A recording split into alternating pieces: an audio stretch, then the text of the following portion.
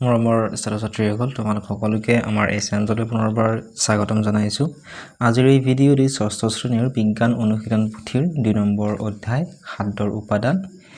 এই অধ্যায়টিৰ যিখিনি কাৰ্য কৰিবলৈ তোমালোকক দিছিলে উত্তৰখিনি মই কৰি দিবলৈ চেষ্টা কৰিছোঁ। ভিডিঅ'টি শেষলৈকে চাই থাকা। প্ৰথমতে চোৱা কাৰ্য নং 1ত কি দিছে, আমাৰ খাদ্যত থকা পৰিপোষকবোৰৰ নাম লিখোৱা। আমাৰ খাদ্যত কি পৰিপোষক থাকে আমাক নামসমূহ লিখিব দিছে। তোমালোকে তলৰ ফালে চোৱা, ইয়াত ধুনীয়াকৈ লিখা আছে যে খাদ্যৰ পৰিপোষকবোৰ হ'ল, প্ৰথমটো আমাক দিয়া আছে কাৰ্বহাইড্ৰেট, নেক্সট কেইটা আমাক লিখিব দিছে। তাৰপিছত লিখিবা তোমালোকে প্ৰটিন, নেক্সট লিখিবা স্নেহ পদাৰ্থ, তাৰপিছত লিখিবা ভিটামিন আৰু তাৰপিছত লিখিবা খনিজ লৱণ। তাৰপিছত 6 নম্বৰত আমাক দিয়া আছে লিখি দিয়া আছে পানী আৰু আহজাতীয় খাদ্য, তোমালোকে এইখিনি লিখি ল'বা।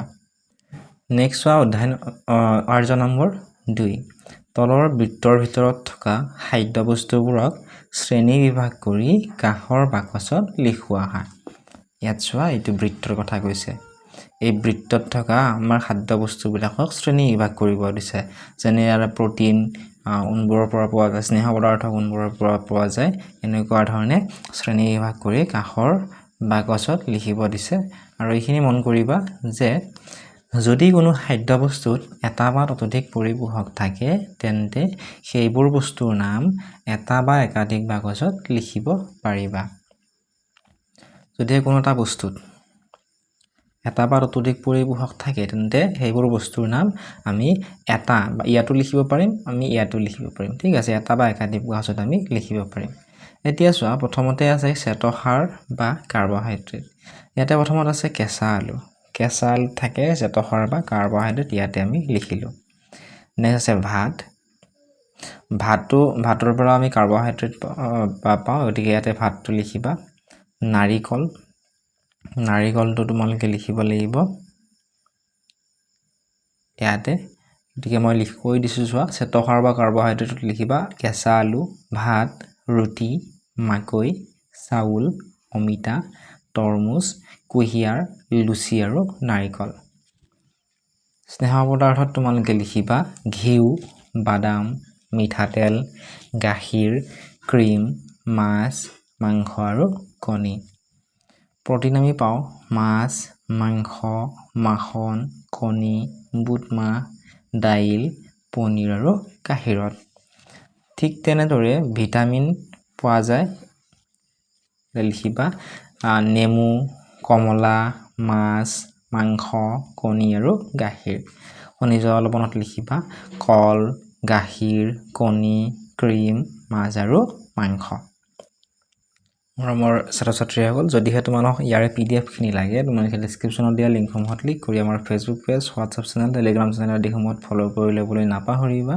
তাত তোমালোকে ইয়াৰে PDF-খিনি পাবা। কাৰ্য নং 3ত দিছে খাদ্যৰ নামৰ তালিকাখন পূৰ্ণ কৰা আৰু প্ৰতিবিধ খাদ্যৰ উপাদানবোৰ লিখা। যেনে চোৱা ক্ৰমিক নম্বৰ 1ত দিয়া আছে আমাৰ গাখীৰ। গাখীৰত পোৱা উপাদানবোৰ হৈছে প্ৰটিন, খনিজ লৱণ, ভিটামিন আৰু স্নেহ পদাৰ্থ। 2 নম্বৰ দিয়া আছে সেউজীয়া শাক-পাচলি। সেউজীয়া শাক-পাচলিত পোৱা উপাদানবোৰ লিখিব দিছে, গতিকে লিখিবা আইৰণ, আয়ডিন আৰু ভিটামিন। চাউলত পোৱা উপাদানবোৰ লিখিবা কাৰ্বহাইড্ৰেট। নাৰিকলৰ লিখিবা প্ৰটিন আৰু চৰ্বি। কেঁচা জলকীয়া লিখিবা প্ৰটিন আৰু কাৰ্বহাইড্ৰেট। ক্ৰীমত লিখিবা খনিজ লৱণ আৰু স্নেহ পদাৰ্থ।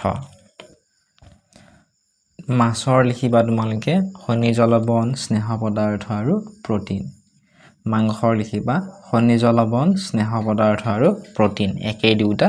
ঠিক আছে, নেমুত লিখিবা তোমালোকে ভিটামিন, মাখনত লিখিবা তোমালোকে ভিটামিন আৰু স্নেহ পদাৰ্থ। ঠিক আছে, তোমালোকক যদি ইয়াৰ ৰিলেটেড কিবা সুধিবলগীয়া থাকে কমেণ্ট ছেকশ্যনত তোমালোকে সুধিব পাৰিবা। এতিয়া আমি কাৰ্য নং 4 চাওঁ।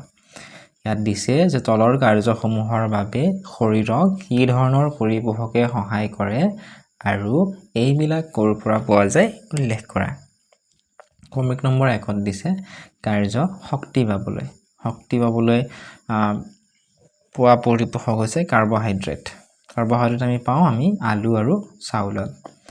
ঠিক তেনেদৰে 2 নম্বৰ দিছে শৰীৰ বৃদ্ধিকৰণ শৰীৰ বৃদ্ধিকৰণৰ বাবে আমাক প্ৰটিনৰ প্ৰয়োজন হয় প্ৰটিন আমি পাওঁ মাছ আৰু মাংসত 3 নম্বৰ দিয়া আছে হাড় আৰু দাঁতৰ গঠন হাড় আৰু দাঁতৰ গঠনৰ বাবে আমাক ভিটামিন ডিৰ প্ৰয়োজন হয় ভিটামিন ডি আমি গাখীৰ খালেও পাওঁ তাৰ পিছত আছে স্বাস্থ্য ৰক্ষাৰ বাবে আমাক খনিজ লৱণৰ প্ৰয়োজন হয় খনিজ লৱণ আমি কল আৰু শাকত পাওঁ নেক্সট হোৱা তোমালোকে কাৰ্য নং 5 ইয়াত দিছে যে ক অংশৰ লগত খ অংশ আমাক মিলাবলৈ কৈছে তা ভিটামিন ডিৰ অভাৱত ৰিকেট ৰোগ হ'ব পাৰে কেলছিয়ামৰ যদি আমাৰ দেহত অভাৱ হয় তেতিয়া হলে হাড় আৰু দাঁত ক্ষয় হয় ভিটামিন সিৰ যদি অভাৱ হয় তেতিয়া হলে আমাৰ দেহত স্কাৰ্ভি ৰোগ হ'ব পাৰে লোৰ যদি অভাৱ হয় আমাৰ দেহত তেতিয়া হলে ৰক্তহীনতা ৰোগ হ'ব পাৰে ভিটামিন এৰ যদি অভাৱ হয় তেতিয়া হলে মানুহৰ দৃষ্টিশক্তি কমে যদি আমাৰ দেহত ভিটামিন বিৰ অভাৱ হয় তেতিয়া হলে বেৰি ৰোগ হ'ব পাৰে আৰু আয়োডিনৰ যদি অভাৱ হয় তেতিয়া হলে গৰল ৰোগ হ'ব পাৰে গতিকে এনেকুৱা ধৰণে তোমালোকে এইখিনি মিলাই লবা মৰমৰ ছাত্ৰ-ছাত্ৰীসকল এতিয়া চোৱা কাৰ্য নং 6 ইয়াতে দিছে যে তলৰ তালিকাত থকা পৰিপোষকসমূহ পাব পৰা খাদ্যৰ নাম লিখিব দিছে 1 নম্বৰ দিছে কেলছিয়াম পাব পৰা খাদ্য বস্তু কেলছিয়াম আমি ক'ৰ পৰা পাব পাৰোঁ যদিহে আমি কণী খাওঁ গাখীৰ খাওঁ নাৰিকল খাওঁ তেতিয়া আমি কেলছিয়াম পাব পাৰোঁ ভিটামিন এ আমি অমিতা আৰু গাখীৰত পোৱা যায় ভিটামিন বি আৰু যকৃত ভিটামিন সি কমলা আৰু নেমু লিখিবা ভিটামিন ডি মাছ আৰু কণী আয়োডিনটো লিখিবা মাছ আৰু শাক-পাচলি ফসফৰাছ লিখিবা কল আৰু গাখীৰ লো লিখিবা শাক-পাচলি আৰু আপেল আহযুক্ত দ্ৰব্যটো লিখিবা মাহজাতীয় শস্য আৰু আলু নেক্সট আমাৰ কাৰ্য নং 7ত কি দিছে চোৱাচোন ইয়াত দিছে যে ওপৰৰ কাৰ্যবোৰৰ জৰিয়তে কি কথা জানিব পাৰিলো লিখোৱা অৰ্থাৎ আমি কাৰ্য নং 6 লৈকে আমি কৰিলো অধ্যায়টোৰ এই কাৰ্যখিনি কৰি আমি কি জানিলো লিখিবা 1 নম্বৰত খাদ্যৰ প্ৰধান উপাদানবোৰৰ বিষয়ে আমি জানিলো 2 নম্বৰত লিখিবা সুষম আহাৰৰ বিষয়ে আমি জানিলো যে সুষম আহাৰ খালে কি হয় কেনেকৈ ধৰণে উপকৃত হয় কোনবোৰ কেনেকৈ সুষম আহাৰ খাব লাগে ইয়াৰ বিষয়ে আমি জানিলো 3 নম্বৰত লিখিবা খাদ্যৰ উপাদানৰ অভাৱত হ'ব পৰা ৰোগৰ বিষয়ে জানিলো আমাৰ দেহত যদি খাদ্যৰ উপাদানসমূহৰ অভাৱ হয় তেতিয়া হলে কি ৰোগ হ'ব পাৰে ইয়াৰ বিষয়ে আমি জানিলো 5 নম্বৰত লিখিবা কোনটো খাদ্যৰ পৰা কি উপাদান পাব পাৰি জানিলো এইখিনি আছিল আজিৰ এই ভিডিঅ'টিত নেক্সট ভিডিঅ'টিত অধ্যায় নম্বৰ 3 আহৰ পৰা কাপোৰলৈ এই অধ্যায়টিৰ উত্তৰখিনি কৰি দিবলৈ চেষ্টা কৰিম প্লেলিষ্ট সেকশনত গৈ তোমালোকে চাব পাৰিবা ডেসক্ৰিপচনত লিংক দিয়া থাকিব যদি চেনেলটো সাবস্ক্ৰাইব কৰা নাই সাবস্ক্ৰাইব কৰি দিবা কিবা যদি সুধিবলগীয়া থাকি গল কমেন্ট সেকশনত তোমালোকে সুধিব